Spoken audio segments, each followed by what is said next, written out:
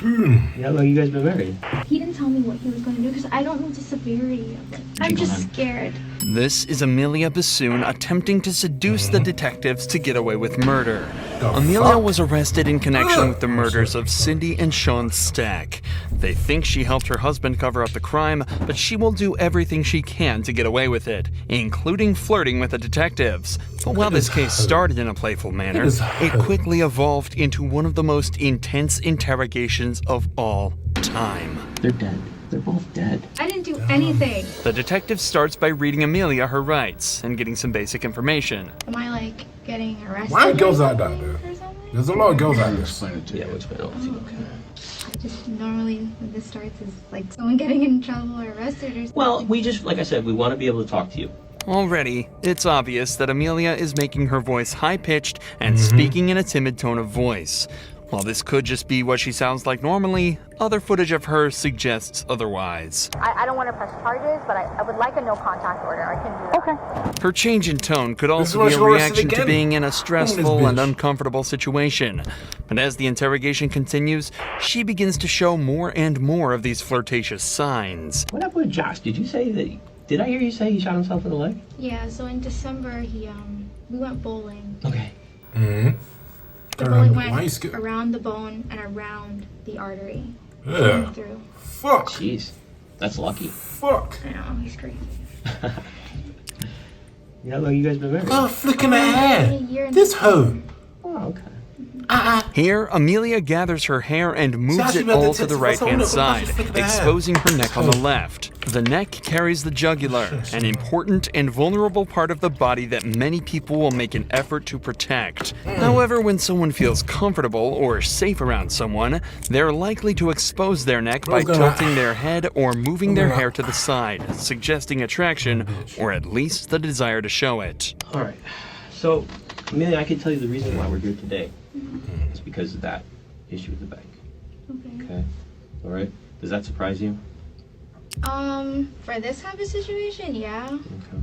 Like this intense. I mean, I got in trouble at work, which makes sense, but I'm just confused about this. Well, let's walk through it a little bit, okay? Let's walk through that and see how maybe we came here today. All right, and find out if this was just a misunderstanding or what. Okay. The story ended with Cindy and Sean dead, but started with an equally disgusting crime. Amelia was an employee at Chase Bank and exploited her position to steal $50,000 from a dementia-ridden man. She wrote 2 checks from his account, and her husband Josh deposited them in his accounts. When Cindy and Sean started asking questions, Josh purchased a gun and shot the pair in their own apartment. This interrogation is not only to uncover the details behind the theft, but also to determine what part she played in the killings. So how there's robbing people and killing What happened with this write-up? So, I mean, had you been a banker for him for a while? Bro, it's not hard. It's like, you live in America. I don't understand why people do this shit. You live in America. Yeah, cool, it's hard, but America's the best and easiest place to blow up. Literally the best and easiest way to blow up. And then you want to rob people for what? And then when you end up in jail, you want to cry and start just do bullshit. It makes no sense to me. It makes no sense. Like, how can you be like so stupid to rob? You rob someone with dementia. You're just a bastard. God will punish you. Oh God. Call them. I have the record over global security. So when they came in, they pulled like call logs, they pulled like cameras just to make sure like little signature files. Because I mean it's still federal, it's the bank. So they wanted to make sure that I wasn't like, I guess, stealing. When you talk to Gerald, I mean, how did he appear to you? Is he a young guy, old guy? He's old. Oh, how did he appear to you when you talked to him? He's okay. He was okay? Do you ever have any issues when you talk to him about remembering things or anything like that? Like I know like a little about himself. Like he had brain surgery. But for the most part, he remembers things. I don't think he forgets really. He just. Why is your voice like that, bro? You fucking talk deeper, fam. What's wrong with you? Yeah, nice guy. Amelia does her best to seem open and honest here, but as soon as she finishes up talking, she brings her shoulders up, hunches over slightly, and crosses her arms. All movements that are done to protect vital parts of the body and are obvious tells that someone feels uncomfortable. These signs only become more apparent as the interview continues. What did he have you do? Like, what did he ask for? Nothing, we put 2 checks and $25,000 each, and that was it. 25K. The grandson came and picked him up? It was either the Bitch day just before or robbed the him day like it's after. nothing. I opened up an account for him. Oh, so he must have just deposited those checks into the account? I'm guessing. I think your best bet right now is to be completely honest with us, okay? Mm-hmm. So let's go on a little bit more, okay? The truth is going to be the best thing right now, okay? This happened in May? My write-up for work in May. Is the account still open? The grandfather? Mm-mm. Eh? No? Amelia's Grandfather. speech has become much shorter and unclear, and she continues to seem more and more uncomfortable when pressured about Gerald's banking records. Of course, the detective has noticed this and is seeing straight through her original timid and playful demeanor, so he decides to ramp up the pressure. Amelia, listen. Okay? At a certain point in time, we have to move past it, all right? He's a nice guy, and I'm sure you really do care about him. I do. Do you see now? But it's not like I don't want to make it. Okay. Mm-mm. No. Did you take advantage of that old man? I don't want to say I took advantage of him because he's a really nice guy. You don't want to. Yeah. You don't want to say you took advantage of him. You John. took 50K. What are you talking about? Talk to them? No, he never spoke to him. He just I'm gonna didn't bang know her. I'm gonna bang her. Would you have been at their house? him. He doesn't even know where they live. I don't even know where they live. Well, you have access to his account. Yeah, but I haven't. You opened it. Yeah, but I don't remember his address. You talked to Cindy? Possible she gave you their address? Is it going to be in the text messages? No. But you don't remember if she gave you the address or not? She never. So I told don't. me no reason. So how the fuck do you end up at that house? You stupid. It's calm. It's okay. If this was in London, I couldn't say if this was in London because she's stupid. You know you killed them. So why? Possible Josh went over there and you didn't know? I mean, how would he know where they live though? That's not the question I was asking. Is it possible nigga- he went over there? Not that I know. No. So you can't say for sure he did or didn't? I can say no How To can my you say knowledge. no? because he doesn't know where they. He doesn't know them. Amelia now decides to change strategies. Instead of her original flirtatious and playful demeanor, she's switched to an innocent and clueless one. At points, she even smiles and laughs while being Fuck no. asked serious questions in an attempt to downplay the intensity and pressure. This is a sign that the facade she's put up is starting to break, and the detective takes this as an opportunity to press her even further. I think you need to start understanding the severity of the situation. Right? Because I don't know if you really do. All right, and I think you need to start understanding that how this interview goes and what decisions you make here are going to affect your life for a long time. I think you think that you had this all planned out, and I think and again, not saying it in a bad way, but this is what we do. Okay, when we make mistakes, we figure things out and go, okay, all right, there's a lot more going on here, all right? And you know whose name is all over this right now? You and Joshua, okay? You need to start thinking real hard and real fast, okay? Who is involved? That's all I know. Okay. No. Things got out of hand. Okay, this got out of hand. I think what happened was Cindy was asking you for this money back, and you didn't have it, and there's some issues there. Okay. Sometimes again, when we make a mistake, we do something wrong, and the ball gets rolling, and we can't stop it. You understand what I'm saying? Okay. Listen, you have your whole life ahead of you. I know. You have a 7-year-old son. Just a 7-year-old son, you're ripping old people. You So, bum. Whatever happened beyond this, we need Is she to mad? Because if you want to keep Is she going mad? with what you're telling She's us, robbing okay, old people. then we're gonna have to go on that. All right, and you have to understand. Yeah. Okay. So somebody did something. We need to know now. Talking about her son obviously strikes a chord with Amelia, and as interrogations are all about exploiting emotions to extract the truth, the detective jumps on this to make her as vulnerable as possible. Did Josh put you up to this? No. Well, this is the stuff we need to know. Listen, if he put you up to it, he put you up to it. That's okay. Again, like Detective Murphy said, I think you're kind of at this crossroads right now, okay? You've got Josh, who you probably love, and he's your husband, okay? But you also have Julian. And you got to picture that little boy. You got to picture not being able to watch him grow up. Think about that for a second. Think about being put somewhere very far away from him, and the only way you're going to have contact with him is through letters.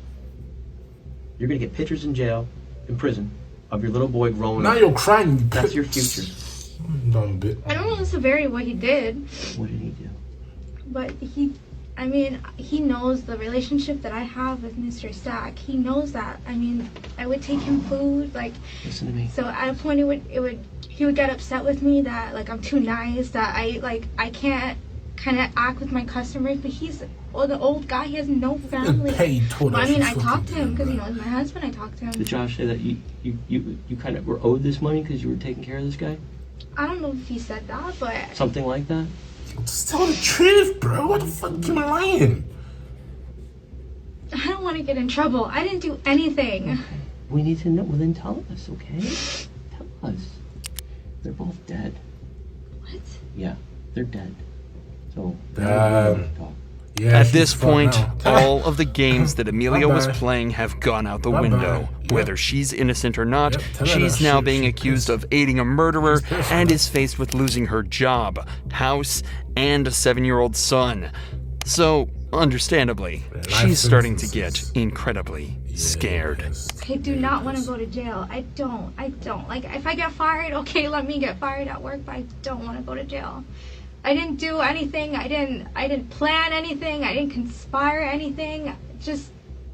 I didn't do anything. I don't want to But go to again- jail. From here, the detectives try to capitalize on this, using her vulnerable state to try and extract as much information Yeah, as he's possible snitching, from her. snitching. But Amelia asserts that she's only told the truth throughout the entire interrogation.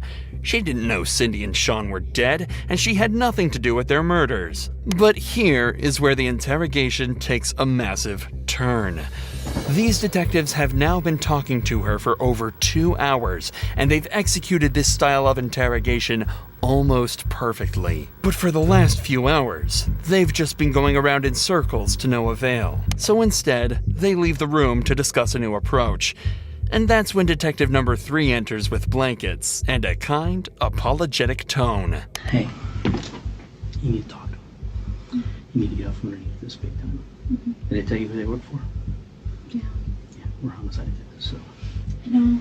And they want you to be a witness, not a suspect. That's why I want to talk to them, because I just don't want to be involved in any of this. Like, Okay. I don't want any part of this. I want to be able to go home. Okay. This- Entering like this after such a stressful experience with the other detectives will set Amelia's mind at ease and subconsciously enforce the idea that he isn't a threat. At the start of the interrogation, Amelia was trying to seduce the detectives in an attempt to get better treatment and hopefully even a lighter sentence. So if the third detective plays into this by treating her kindly and playing her game, maybe he'll have a chance of finding out what really happened. And he says you can't lie. Okay.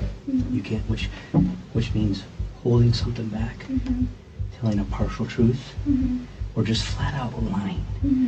That is accessory. You're protecting someone. And I'm telling you right now, you don't need to do that. If you know what happened, tell him. Did he tell you what he did and told you not to say anything? No, he just told me if you say anything, then, like, because, I mean, I'm not stupid. Okay, but eventually he told you what happened. No, he didn't tell me that he killed anybody, or that he was going. But you know that he was going over there. I knew that he was going over there. What day? He told me, he's like, don't worry about what I'm doing. I'll take care of it. Talking about them, though. I'm guessing so. Oh because I yeah, just- you're gone. Bye bye. You're getting like four years in jail. You're They done. told me I'm going to jail regardless. Yeah, you're done. The fraud part, maybe. That nigga's lying to you. That nigga's lying. He's lying to you. You're Get gone. these charges Yeah. for first-degree murder. If I say all of these things, will I get in trouble? If Yes. you don't say any of these things, you're That definitely... nigga's lying. Either way, you're This is going why I'm jail. scared. If I say these things, like, You're dumb I off. didn't do anything. Bye. If you protect him and you don't tell us everything, then you're part of the crime. Amelia is now met with a harsh dilemma. She has Bye-bye. to either gamble that the detectives never This is what connect her to the happens when you crime fuck and with- face well, I felony don't know charges what- herself, or fess up and snitch to the police, likely sending her husband to jail for the rest of his life. This she's not is her gonna jail. last chance to make the right decision, Let's see what she or does. she'll never see her son What again. does she do? What does she do? From the beginning. Yeah, go ahead. So I let her know she wanted to know. She went with her dad to the bank and she looked at the transaction history and she wanted to know what the checks were.